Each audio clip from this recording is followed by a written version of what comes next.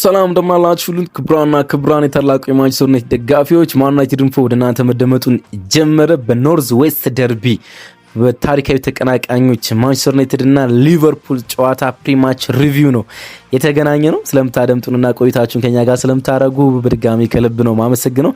ዛሬ ከናንተ ጋር በሚኖርን ቆይታ ላይ በአንፊልድ ሮድ የሚከናወነው መቶኛ የአንፊልድ ሮድ የማንቸስተር ዩናይትድ እና የሊቨርፑል ጨዋታ እንመለከታለን፣ እንዳስሳለን። በጨዋታው ላይ ስለሚኖሩ ሐሳቦች በጥልቀት ነጥቦችን ያነሳን እንቀጥላለን። ማንቸስተር ዩናይትድ ይሄን ጨዋታ በአንፊልድ ማሸነፍ የሚችል ከሆነ በጣም ብዙ ቁጥሮችን ያስተካክላል። ወደ 3-4 በጣም ደባሪ የነበሩ ወይም መጥፎ የነበሩ ቁጥሮችን ያስተካክላል። ለሮበን አሞሪም ደግሞ በጣም ወሳኝ የሆኑ አንዳንድ ቁጥሮችንም ሪካርዶችንም ለማስተካከል ይረዷል። አንዳንድ ቁጥሮች በፕሪሚየር ሊግ ታሪክ የመጀመሪያ የሚያደርጉታል። ይሄን ጨዋታ የሚያሸንፍ ከሆነ የትኞቹ ናቸው እንመለከታለን፣ እንዳስሳለን። እንዲሁም ደግሞ የጨዋታ ግምታችን እናስቀምጣለን። የኦፕታንም የኛንም እንዲሁም ፕሪዲክት ላይን አፕን ወይም ደግሞ በጨዋታ ውስጥ ሊኖሩ የሚችሉ የመጀመሪያ ተሰላፊዎችንም እናነሳለን። በጨዋታ ውስጥ እያንዳንዱ ነጥቦች ምን ሊመስሉ ይችላሉ፣ ከጨዋታው በኋላ ሊሰነዘሩ የሚችሉ ቁጥራዊ ሪካርዶች ምንድናቸው? አብራችሁ ማነሳ ይሆናል ማለት ነው።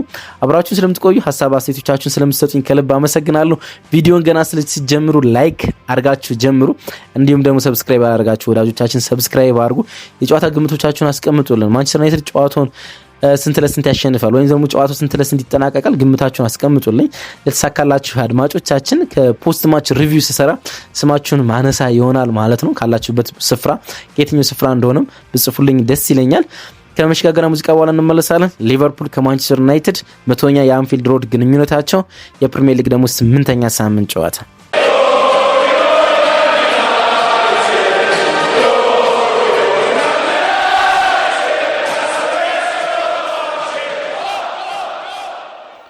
ማንቸስተር ዩናይትድ እና ሊቨርፑል በአንፊልድ ለ100ኛ ጊዜ ይጫወታሉ ወይም ደግሞ 100ኛ ጨዋታቸውን ያከናውናሉ። በእንግሊዝ ፕሪሚየር ሊግ ታሪክ 20 ጊዜ የሊግ ሻምፒዮን በሚሆን ዋነኞቹን አውራ ቡድኖች ናቸው። እንዲሁም ደግሞ በሻምፒዮንስ ሊግ ምሽቶችም እንዲሁ ከሁለት በላይ የሻምፒዮንስ ሊግ ዋንጫ ያላቸው ሁለት ቡድኖች ናቸው። የእንግሊዝ ሁለት ሀያላን ቡድኖች ናቸው ማለት ድፍረት አይደለም። ሊቨርፑልና ማንቸስተር ዩናይትድ ማለት ነው። በጣም ከፍ ያለ ታሪካዊ ተቀናቃኝ ናቸው ሊቨርፑል ለማንቸስተር ዩናይትድ እና በአንፊልድ ለ100ኛ ጊዜ ጨዋታቸውን ያከናውናሉ ማለት ኢንተረስቲንግ ጉዳይ ነው። ማንቸስተር ዩናይትድ ይሄን ጨዋታ በአንፊልድ ማሸነፍ የሚችል ከሆነ በጣም ብዙ መጥፎ ሪካርዶችን ማስተካከል ይችላል። በጣም ብዙ ማለት ነው። በቪዲዮ ቆይታ ውስጥ እነዚህን ጉዳዮች እያነሳችሁ እቀጥላለሁ። ግን ደግሞ በዋንጫው ፉክክር ውስጥ ማንቸስተር ዩናይትድ ራሱን ያገኛል። ከሊቨርፑል ጋር ያለውን የነጥብ ልዩነት 2 ብቻ አድርጎ ወደ ቴብሉ አናት ላይ እንዲመጣ ማድረግ ይችላል ማለት ነው። ሊቨርፑል ደግሞ ተከታታይ ሳምንታት ሽንፈት አስተናግደዋል። 3 ተከታታይ ጨዋታዎችን ማለት ነው። በፓላስ የመጨረሻ ደቂቃ የኤዲ ኒኪታ ጎል፣ እንዲሁ በቼልሲ የመጨረሻ ደቂቃ የኢስቲቫዮ ጎል፣ በጋላታሳራይ ደግሞ እንዲሁ ኦሲሜኒ ፍጹም ቅጣት ምት አስቆጥሮባቸው ሽንፈቶች እንዳስተናገዱ ይታወቃሉ። ከነዚህ ሽንፈቶች መላቀቅ ለሊቨርፑል በጣም ወሳኝ ነው። ከ2021 በኋላ ፌብሩዋሪ 2021 በኋላ 3 ተከታታይ ጨዋታዎችን በሊጉ ተሸንፈው አያውቁም እና ማንቸስተር ዩናይትድ በአንፊልድ ሄዶ የሚያሸንፋቸው ከሆነ በሊጉ 3 ተከታታይ ጨዋታዎችን ሽንፈት የሚያስተናግድ ይሆናል። ማንቸስተር ዩናይትድ ደግሞ ከ6 የሊግ ጨዋታዎች ውስጥ በ4ቱ ድል ለማግኘት ወደዚህኛው ጨዋታ ይመጣል። ስለዚህ በሜንታሊም ቡስት ለመሆን በጣም አስፈላጊ ጨዋታ እንደሆነ ማንሳት እንችላለን። ሊቨርፑል ጋር ለመጫወት ትክክለኛው ሰዓት ይሄኛው ነው ወይስ አይደለም የሚለው ኢንተረስቲንግ ነው። ከሰሞኑ መዋያ ከነበሩ ጉዳዮች አንዱ ይሄኛው ስለነበረ ማለት ነው። ሊቨርፑል መጥፎ ነውና በዚህ ሰዓት ከሊቨርፑል ጋር መጫወት ለማንቸስተር ዩናይትድ ጥሩ ነው የሚሉ ሰዎች አሉ። አንዳንዶች ደግሞ ሊቨርፑል እንደ ኢንጂኑ እንደ አዲስ የሚያበራበት ጊዜ ላይ ነው ከማንቸስተር ዩናይትድ ጋር የሚጫወትና ትክክለኛው ጊዜ አይደለም። ከ3 ሽንፈቶች በኋላ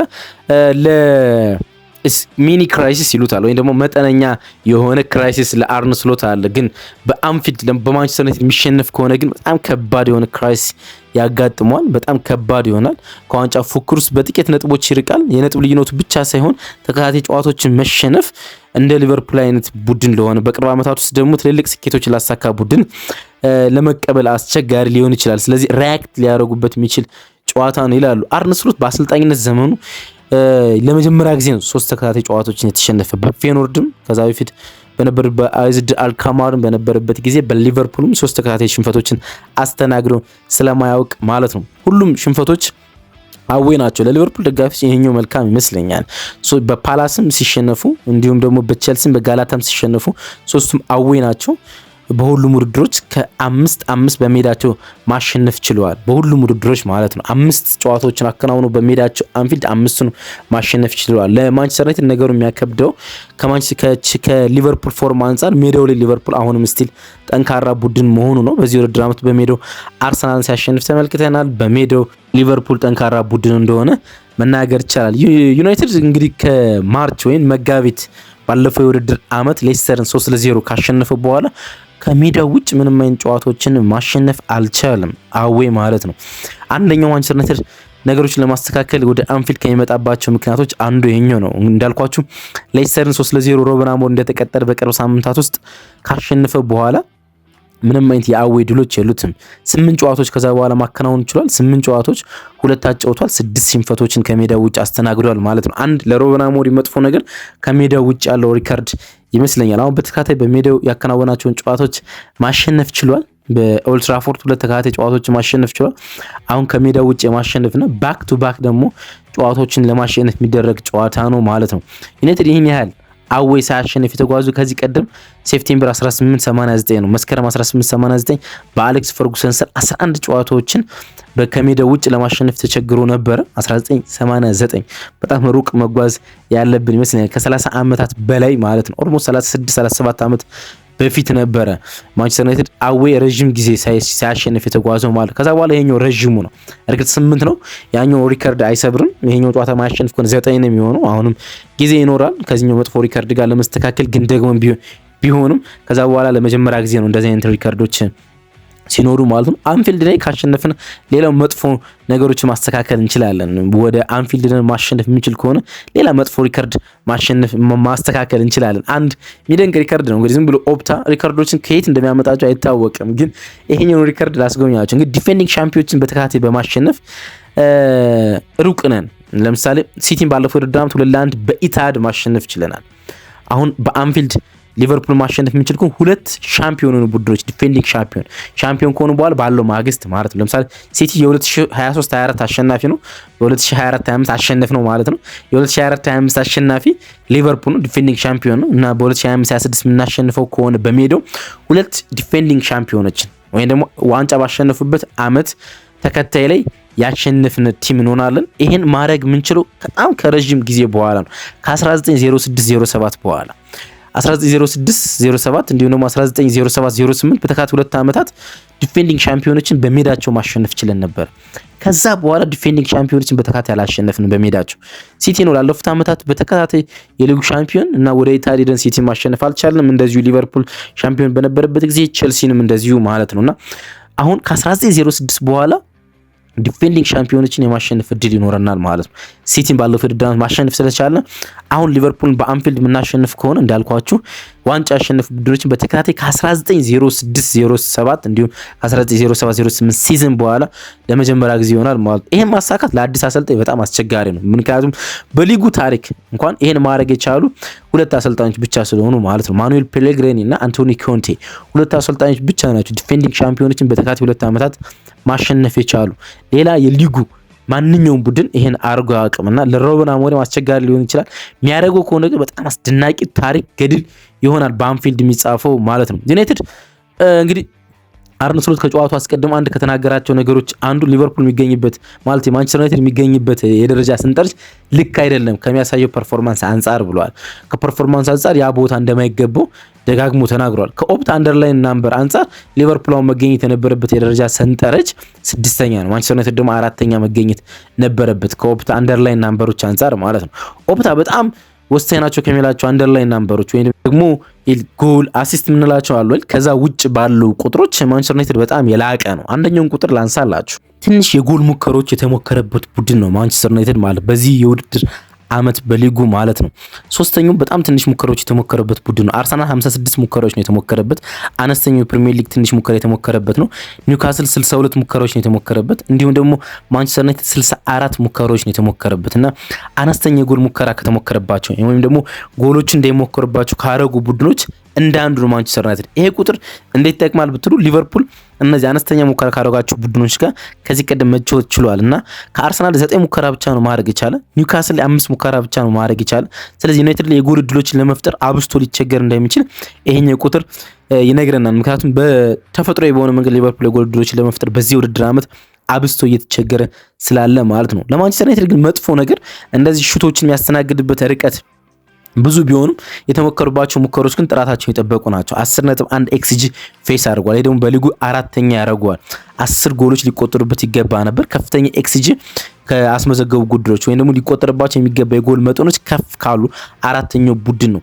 ፐርሹት ብትመለከቱ ከተሞከረበት 64 ሹቶች በኤክስጂ ስታካፍሏቸው 0.1 እያንዳንዱ ሹት ቫልዩ ያላቸው ማለት ነውና እያንዳንዱ ሹት ጥራቱን በጠበቀ መንገድ የተሞከረበት ቡድን በሚል 20ኛው ቡድን ይሆናል። ወይም ደግሞ ወደ ላይ ብታመጡ አንደኛው ቡድን ይሆናል ማለት ነው። እያንዳንዱ የሚሞከርበት ሙከራ ቫልዩ 0.16 ኤክስጂ ያለው ያ ማለት ደግሞ ጠንካራ ሹቶችን ነው የሚያስተናግደው ማለት ነውና የሚሞከሩበት ሙከራ ርቀት ከፍ ያለ ቢሆንም የሚሞከሩበት ሙከራ ግን የመቆጠር ድላቸው ሰፊ እንደሆነ መናገር እንችላለን። አሁንም በድጋሚ ከመሐመድ ሳላ ጋር ፌስ ማድረግ ለማንቸስተር ዩናይትድ ተጫዋቾች የሚጠበቅ ይሆናል። በተለይ ደግሞ ለማቲያስ ዴሊት፣ ሌኒ ዩሮ እንዲሁም ደግሞ ሉክ ሾ ትልቁ የቤት ስራ ይሆናል ማለት ነው። ምክንያቱም መሐመድ ሳላ 13 ጎሎችን ማንቸስተር ዩናይትድ ላይ ከዚህ ቀደም ማስቆጠር ችሏል። በድምር 19 የጎል ተሳትፎዎች አሉት። ወደ 5 የሚጠጉ ወደ 6 የሚጠጉ የአሲስት መጠኖችም ስላሉት ማለት ነውና አንድ የጎል ተሳትፎ የሚያደርግ ከሆነ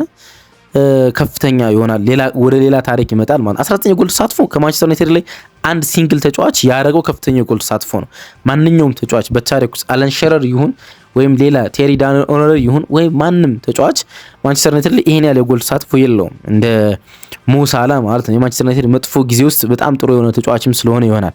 ግን ደግሞ አንድ ተጨማሪ የጎል ተሳትፎ የሚያደርግ ከሆነ በፕሪሚየር ሊጉ ታሪክ ውስጥ አንድ ተቃራኒ ቡድን ላይ ከ20 በላይ የጎል ተሳትፎ ካላቸው 5 ተጫዋቾች ውስጥ አንዱ ይሆናል። ሌስ ፈርዲናንድ የሪዮ ፈርዲናንድ ወንድም ኤቨርተን ላይ 20 የጎል ተሳትፎ አለው። አለን ሸረር ኤቨርተን እና ሊድስ ዩናይትድ ላይ እያንዳንዳቸው ላይ 21 የጎል ተሳትፎች አሉት። ፍራንክ ላምፓርድ ቦልተን ላይ 21 የጎል ተሳትፎች አሉት። ሮይ ኪን ማለት ሃሪ ኬን 22 የጎል ተሳትፎች ሌስተር ሲቲ ላይ ያለው። እንዲሁም ዋይኒ ሮኒ የማንቸስተር ዩናይትድ ተጫዋች ከፍተኛው አንድ ቡድን ላይ ከፍተኛ የሆነ የጎል ተሳትፎ ያለው ተጫዋች ነው። ኒውካስል ላይ 23 የጎል ተሳትፎች አሉት። 23 የጎል ተሳትፎች ማለት ዋይን ሮኒ። ከነዚህ በመቀጠል 20 የጎል ተሳትፎ ሊኖሩ ይችላል። ሞሳላ አሲስት ወይም ጎል በዚህኛው የአንፊልድ ጨዋታ ማድረግ የሚችል ከሆነ ማለት ነው። በማንቸስተር ዩናይትድ በኩል ውስጥ እንግዲህ ለማዝራዊ እና ሊሳንድሮ ማርቲኔዝ አሁንም ከቡድን ስብስብ ውጭ ናቸው። በሊቨርፑል በኩል ውስጥ አሊሰን ቤከር ከስብስቡ ውጭ ነው። ግራቨንበርግ እና እንዲሁም ደግሞ ኮናቴ ከኢንተርናሽናል ብሬክ አጋጠማቸው ጉዳት የሚመለሱ ይመስላል። ያን ነገር ማረጋገጥ ችሏል አርነ ስሎት ሁለቱም ተጫዋቾች እንደሚመለሱ ማለት ነው። እንግዲህ መቶኛ የአንፊልድ ጨዋታቸው ነው ብለናል። ማንቸስተር ዩናይትድ ወደ አንፊልድ ሂዶ ብቻ ሲሆን ከሊቨርፑል ጋር ባረጋቸው የመጨረሻ 14 ጨዋታዎች ማሸነፍ ይቻሉ አንዱን ብቻ ነው። ሊቨርፑል በቅርብ ዓመታት ውስጥ ማንቸስተር ዩናይትድ ጥሩ ሪከርድ አለው። 7 ጨዋታዎች አሸንፎና በ6 ጨዋታዎች አቻ ወጥቷል። ስለዚህ ሊቨርፑል በሜዳው ብቻ ሲሆን በአጠቃላይ በመጨረሻ 14 ግንኙነቶች በጣም ጥሩ ሪከርድ እንዳለው መናገር እንችላለን። እንግዲህ አንድ ጨዋታ አሸንፈናል ስንል በኦልትራፎርድ ኦገስት 2021 ያሸነፍ ነው። ማርከስ ራሽፎርድ እና ጄደን ሳንቾ ጎል አስቆጥረው ያሸነፍንበት ጨዋታ የሚነሳው ጨዋታ ነው። በአንፊልድ ደግሞ ለመጨረሻ ጊዜ ያሸነፍ ነው ወደ አንፊልድ ተጉዘን።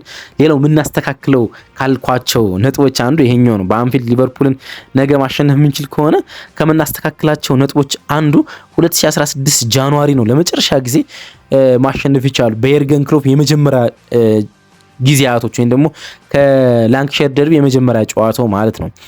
በማንቸስተር ሲያስተናግድ የመጀመሪያው ጨዋታ የርገን ክሎፕ ሲሆን በዛ ጨዋታ ላይ ዋይን ሮኒ ጎል አስቆጥሮ 1-0 አሸንፈናችሁ ነበር። ለመጨረሻ ጊዜ ያሸነፍናችሁ ይሄ ነው።